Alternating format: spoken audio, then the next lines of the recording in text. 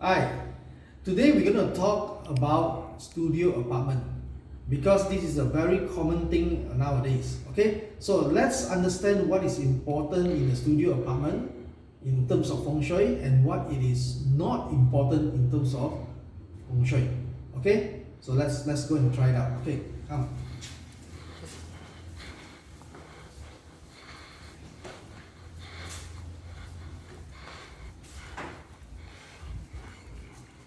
Okay, first thing first, the most important about feng shui is land formation. So what is land formation? If you look outside here, you see there is a river, right? So these are part of land formations, okay? So these are the most important feature of any feng shui to decide whether the feng shui is going to be good or bad. So that is the one important thing. Now the second important thing is also about the doors, because doors are the intake point of the energy. So you need to know what are the good energy that is coming towards the door, okay, towards the door. So if you are receiving good energy, definitely the energy in the house will be good, and eventually over time the occupants of the house will benefit and prosper, okay, or get healthier. Now the third very important thing in a studio apartment, of course, is the bed, because the bed is where we sleep. So this will affect our health tremendously, right? So if you are sleeping on the bed with good energy, your health gets better. Vice versa, if you sleep on a bed that has a bad energy, over time you get more sick. A lot of sickness, relationships turn bad and things like that, right? So very important is the bed. Never underestimate it. Of course, having said this, doesn't mean that the bed must always be against the wall, not necessarily. Or for example, in this case, there's a little beam above the bed, right? These are not a major concern in traditional feng shui. These are only concern for new age feng shui practitioners. For traditional practitioners, and if you believe in traditional feng shui, this is definitely not a major concern. Okay, so I hope I clarify this point in terms of bed. Now let me show you another very important thing, or what is not so important in a house feng shui. Okay, come, let's go. Right, for example, in the living area here, right, things like cupboards, shelves, these are not important. Sofa, these are not important. Where you place the television is not important at all. Okay, these are not important because they are not primarily a feng shui thing. Okay, they are not not a concern in traditional feng shui. Okay, what about dining table? Right, dining table. Dining table is also not a major concern. Right, not a major concern. Okay, so this is not a major concern in terms of traditional feng shui. Okay. What about the microwave? Microwave is also not a major concern, right? Things like kettle, microwave, they are not a major concern. What is important is how and where you place the stove. I'm talking about the stove. I'm not talking about the oven. I'm talking about the stove. Stove is important in traditional feng shui. Okay, it affects our livelihood as well as it can bring sickness if it's placed wrongly. So you have to be very careful and place a lot of importance as to how and where you place the stove. Okay, now that is important. Now, another common myth is that people talk about the distance between the stove and the basin.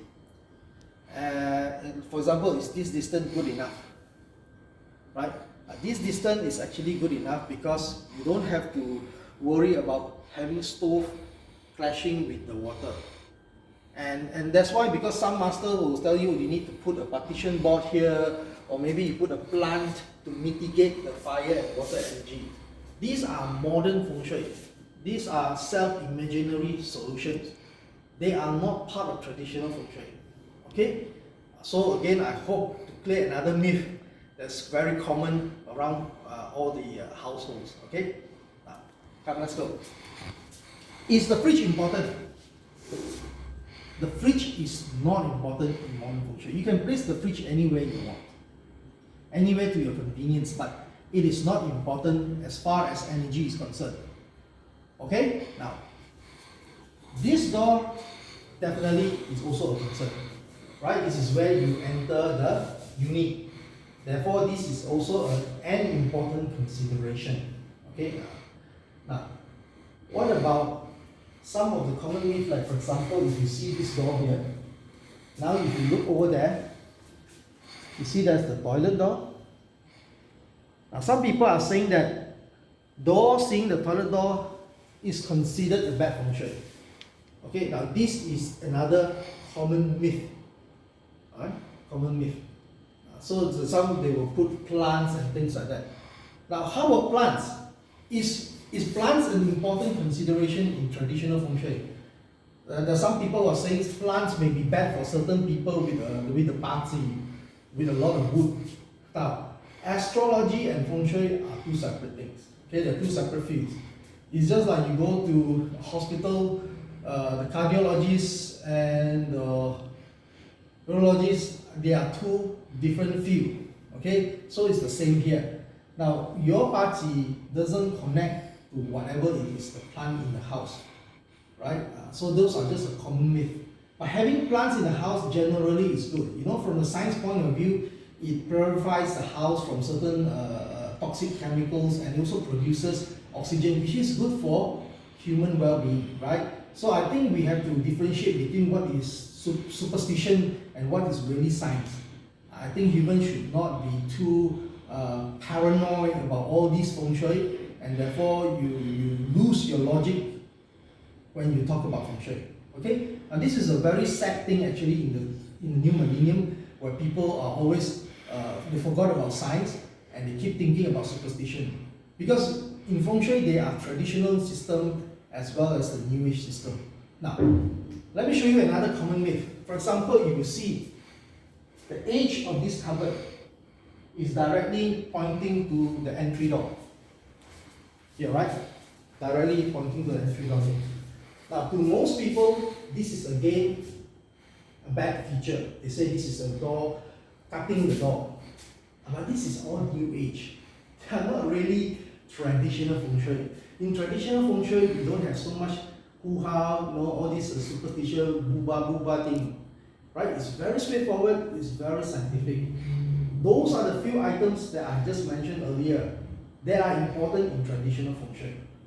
The rest of it, they are not.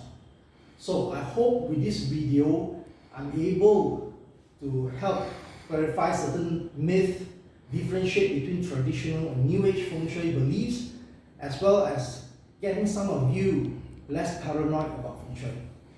So until the next video, I hope you will click a like, subscribe to my channel, and if you like it, do share it with your friends.